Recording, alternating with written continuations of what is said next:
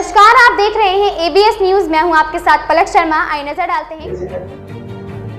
देखिए, industries association जो Uttar Pradesh industries association है, इसका उद्देश्य सूक्ष्म, लघु एवं मध्यम उद्यम से संबंधित जो उद्यमी हैं उनको अपना उद्यम लगाने, उनको चलाने के लिए जो भी सुविधाएं सरकार के द्वारा दी जा रही हैं, उनको उनसे लिंकअप कराना और साथ ही साथ उनको उद्यम संचालन में होने वाली समस्याओं से निजात दिलाना और उनकी समस्याओं को उचित फोरम पर ले जाकर के उनका समाधान कराना, यह उत्तर प्रदेश इंडस्ट्रीज एसोसिएशन का मेन उद्देश्य है।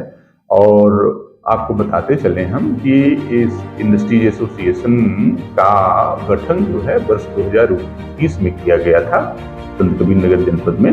और औद्योगिक क्षेत्र खलीलाबाद, चूंकि यह कभी औद्योगिक क्षेत्र खलीलाबाद इस पूरे बस्ती जनपद ही नहीं, पूर्वांचल में भी काफी प्रसिद्ध हुआ करता था, लेकिन कालांतर में यहाँ औद्योगिक क्षेत्र की फैक्ट्रियां धीरे धीरे बंद होती चली गई, जो बड़ी यूनिटें बंद होती चली गई।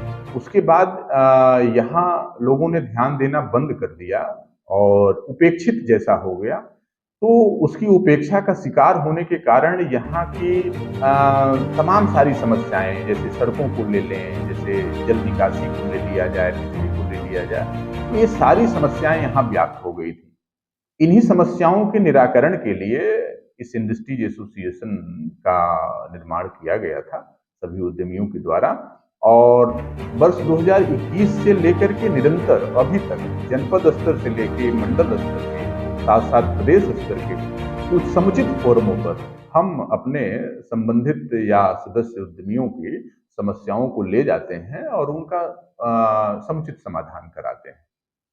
औद्योगिक क्षेत्र में नगर पालिका की क्या भूमिका है? देखिए, वर्ष 2013 में जो यूपी सीडा है, तब का यूपीएसआईडीसी बोलते थे इसको, और यूपीएसआईडीसी ने वर्ष 2013 में कुछ औद्योगिक क्षेत्रों को कि जो नगर पालिका की सीमा से सटे हुए थे कुछ जनपदों में, उनको नगर पालिका को हैंडओवर किया। हैंडओवर इस पर्पस से किया, इस उद्देश्य से किया कि वहां के रख रखाव और वहां का अनुरक्षण, जैसे सड़कों की टूट फूट, मरम्मत, नालियों की सफाई, पथ के प्रकाश की व्यवस्था, पार्कों का सुंदरीकरण इत्यादि की व्यवस्था के लिए नगर पालिका को हैंडओवर किया कि आप इसका देख रेख करिए और उद्यमियों से, इकाइयों से अपना एक अनुरक्षण शुल्क के रूप में उनसे आप लीजिए और उनकी साफ सफाई सुविधा का पूरा ध्यान रखिए। तो नगर पालिका की भूमिका वर्ष 2013 से यूपीएसआईडीसी ने इसमें तय की। लेकिन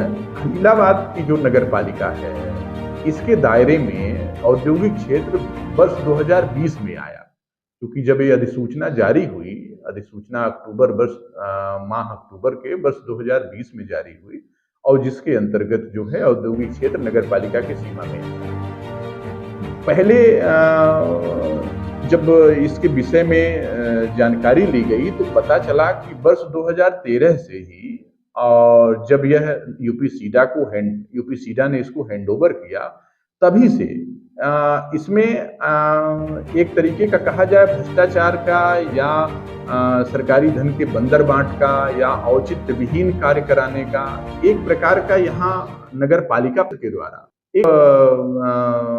मतलब ऐसा कार्य किया गया कि आप देखें यहाँ औचित्य विहीन निर्माण यहाँ हुए हैं। यहाँ पता करने पे पता चला कि जो है यहाँ कई करोड़ रुपए यहाँ के विकास के लिए खर्च किया गया नगर पालिका के द्वारा, लेकिन धरातल पे कुछ नहीं दिखाई दे रहा है। तो नगर, और साथ ही साथ अभी 2021 से यहाँ लोगों को टैक्स की नोटिस आने लगी।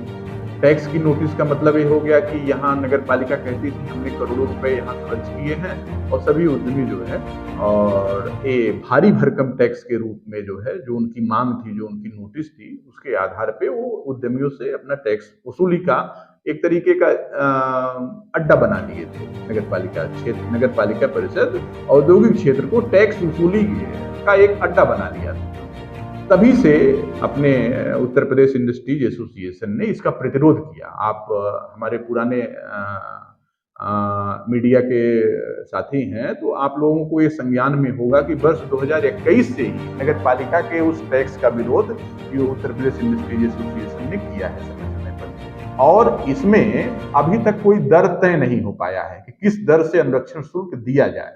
हमारा कहना ये रहा है नगर पालिका परिषद से कि आप पहले यहाँ के उद्यमियों को वो सारी सुविधाएं प्रदान करें जिन सुविधाओं के लिए आपको यह सौंपा गया। टैक्स देने में या अनुरक्षण शुल्क देने में कोई हिला हवाली नहीं करेगा। हर व्यक्ति चाहेगा कि हमको अगर सुविधा मिल रही है तो हम उसके बदले में शुल्क जरूर दें, लेकिन शुल्क का एक मानक है, एक दर है। उस दर के हिसाब से, उस मानक के हिसाब से नगर पालिका परिषद को यहाँ के उद्यमी देने को तैयार है। लेकिन आप बिना कार्य कराए, बगैर कार्य कराए, औचित्य विहीन कार्य करा करके आप चाहें कि उद्यमियों पर दबाव बना करके आप टैक्स की वसूली कर पाएं, तो ये संभव नहीं है। अभी हाल ही में नगर पालिका अध्यक्ष के द्वारा हमने देखा है सोशल मीडिया के माध्यम से कि एक पत्र जारी किया गया।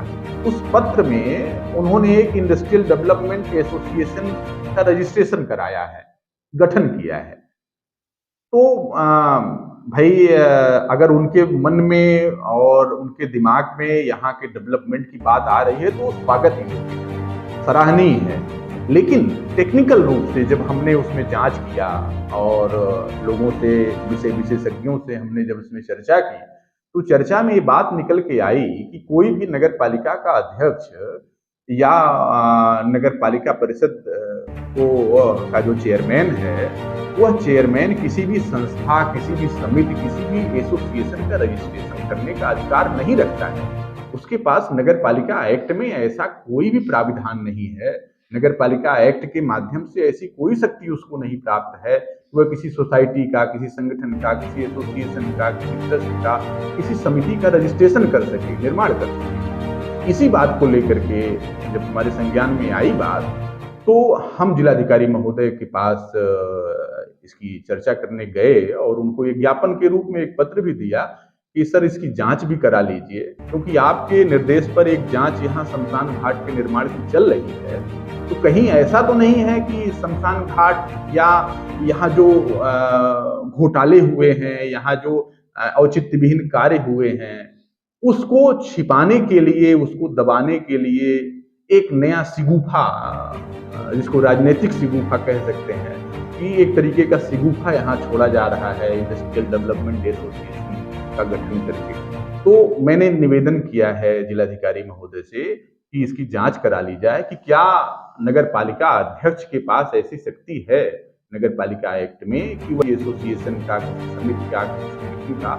निर्माण कर सकता है और उसका रजिस्ट्रेशन कर सकता है। अगर ऐसा है तो इसको सार्वजनिक कर दिया जाए।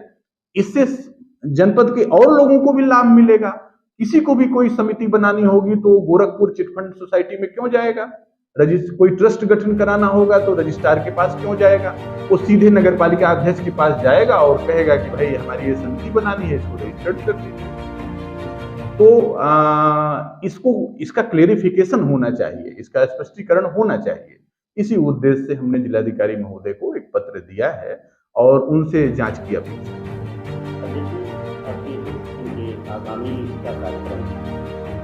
देखिए, समय समय पर आपको याद होगा कि अभी पिछले वर्ष हमने, या इसी वर्ष, पिछले वर्ष नहीं, इसी वर्ष अभी जनवरी में हम लोगों ने एक बृहद इन्वेस्टर समिट का आयोजन किया था और उससे पहले जनपद के सभी ब्लॉकों में इन्वेस्टर समिट का आयोजन किया था। जब सरकार ने इसकी घोषणा की कि अधिक से अधिक निवेश को आकर्षित करने के लिए लोगों को बीच जाएं और लोगों से अधिक निवेश करने के लिए प्रेरित करें, प्रोत्साहित करें, तो एसोसिएशन ने इस विषय को गंभीरता से लिया और अपने जनपद में ब्लॉक स्तर से लेकर के जनपद स्तर तक इन्वेस्टर समिट का आयोजन किया, जिसका प्रतिफल ये रहा कि लगभग 4000 करोड़ रुपए के निवेश का प्रस्ताव हमारे जनपद को प्राप्त हुआ। और उस कार्यक्रम में आप सभी लोग रहे भी हैं, सभी सम्मानित जनप्रतिनिधिगण रहे हैं, सभी सम्मानित अधिकारीगण रहे हैं और लोगों ने देखा है। इसके साथ साथ एसोसिएशन के द्वारा समय समय पर बैठकें आयोजित की जाती हैं और उन बैठकों के माध्यम से, उन कार्यक्रमों के माध्यम से लोगों को अवेयर किया जाता है, जागरूक किया जाता है कि आपको उद्यम संचालित करने में सरकार क्या क्या आपको सहयोग दे रही है, सहूलियत दे रही है। उस सहूलियत को, उस सहयोग को सुलभ बना करके एसोसिएशन सबके बीच में और सबके विकास के लिए, अधिक से अधिक रोजगार के सृजन के लिए निरंतर एसोसिएशन प्रयास करता रहता है। आगामी हमारा जो कार्यक्रम है कि हम इस जनपद में एक फूड एक्सपो का आयोजन करने जा रहे हैं। आगामी 20 से 25 नवंबर के बीच में एक कार्यक्रम अभी तय हुआ है कि हम फूड एक्सपो का आयोजन कर रहे हैं। फूड एक्सपो का मतलब है खाद्य प्रसंस्करण से जुड़ी जितनी भी इकाइयां हमारे जनपद में संचालित हैं, उनके विषय में लोगों को अधिक से अधिक जागरूक करना, ये बताना कि हमारे इस जिले में खाद्य प्रसंस्करण के क्षेत्र में इतनी इकाइयां नहीं और ये इकाइयां ये प्रोडक्ट, ये चीजें निर्माण करती हैं। तो घरेलू बाजार में और घरेलू बाजार के साथ साथ बाहर के मार्केट में भी जब ये संदेश, ये मैसेज लोगों तक जाएगा कि हमारे जिले में, संत कबीर नगर जिले में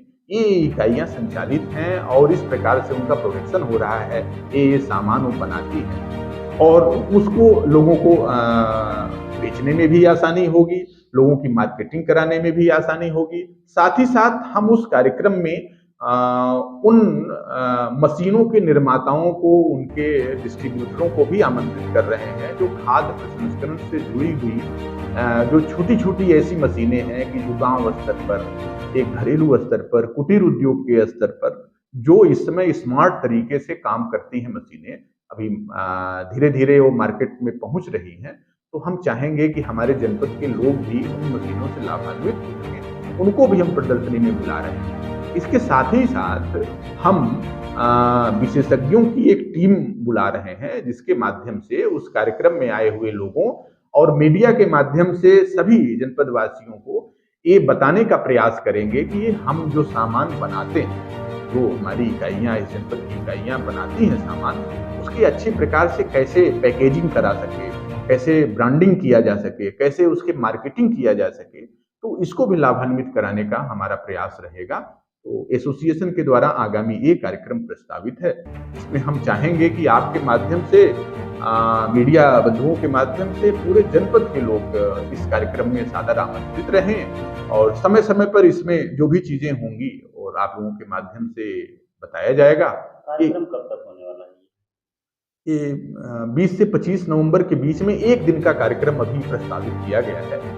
आगे चल करके जब इसको और बृहद रूप बना लिया जाएगा तो इसमें और प्रोडक्ट इसमें जोड़े जा सकते हैं। अभी तो केवल एक कोई है पदार्थों से जुड़े हुए हैं। हम रेडीमेड के सेक्टर को, होजरी के सेक्टर को भी कि अपने जनपद में इसका भी काफी अच्छी मात्रा में इसका उत्पादन होता है, इसका भी इसकी बिक्री होती है। तो आगामी जैसे जैसे कार्यक्रम हमारे बनेंगे आपको सारी चीजें